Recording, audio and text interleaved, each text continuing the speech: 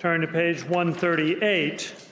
An objection has been raised to item 436, number 1H by Delegate Lopez. Item 436, number 1H is before the body. Gentleman from Arlington, Mr. Lopez. Thank you, Speaker. Speaking to the amendment. Gentleman has the floor. Thank you, Speaker. It's not clear this budget amendment was shared and discussed through the regular appropriations process, and I'm also not clear that a member publicly requested this amendment, and I don't think a hearing was held. There are unintended consequences to this budget amendment. This amendment will impose an unnecessary restriction on business decisions made by private companies.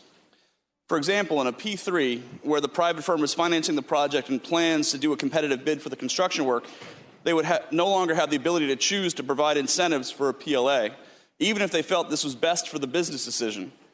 There are business reasons a private firm might want to use a PLA, such as a large volume of work and a shortage of labor, or a large, complex job that would benefit from a PLA, ensuring the necessary skilled labor.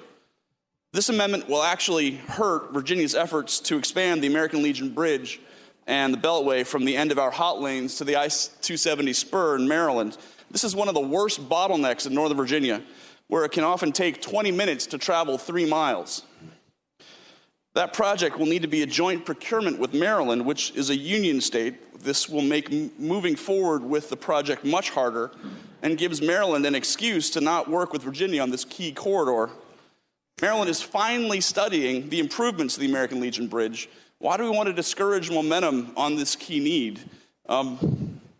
This amendment will have far-reaching consequences for future projects across the Commonwealth and the willingness of private companies to work with Virginia.